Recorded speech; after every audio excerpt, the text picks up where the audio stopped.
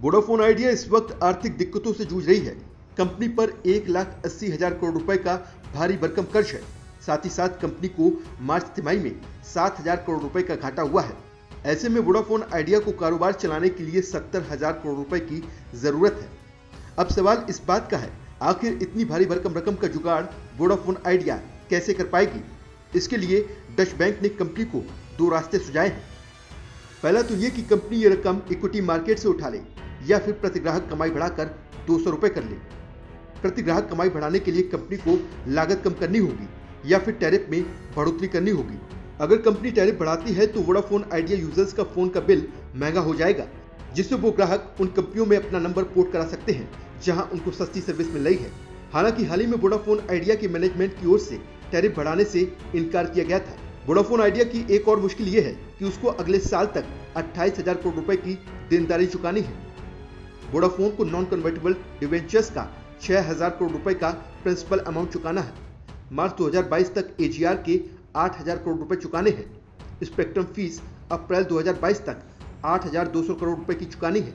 अक्टूबर 2022 में फिर से 2,900 करोड़ रुपए की स्पेक्ट्रम फीस चुकानी है और चालू कारोबारी साल में 2,000 करोड़ रुपए के दूसरे कर्ज भी चुकाने हैं।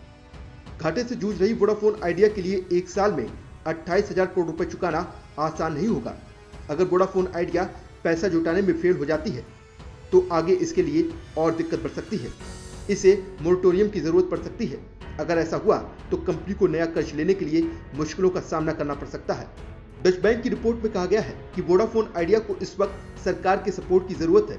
सरकार वोडाफोन आइडिया को एजीआर चार्ज में कुछ रियायत दे सकती है। वोडाफोन आइडिया को एजीआर के तौर पर अगले 10 साल में 60,000 करोड़ रुपए चुकाने हैं।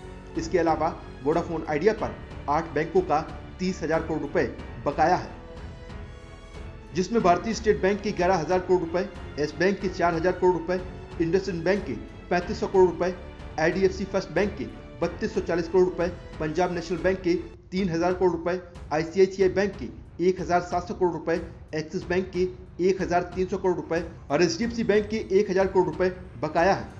वोडाफोन आइडिया की एक और मुश्किल ये है कि पिछले 2 से 3 वर्षों में कंपनी के ग्राहकों की संख्या का ग्राफ गिर गया है। जियो के सस्ते टैरिफ से वोडाफोन आइडिया को लगातार घाटा हो रहा है। इस बीच वोडाफोन आइडिया के शेयर में पैसा लगाने वाले निवेशकों को भी नुकसान हो रहा है। 5 ट्रेडिंग सेशन में वोडाफोन आइडिया का शेयर 14% गिर चुका है। 30 जून को वोडाफोन आइडिया का शेयर प्राइस 10 रुपए 20 पैसे था, जो आज 8 रुपए 80 पैसे आ गया है। इस वक्त वोडाफोन को पटरी पर लाने के लिए भारी भरकम रकम की जरूरत है। अगर इसका इंतजाम नहीं हुआ तो कंपनी का भविष्य खतरे में आ सकता है।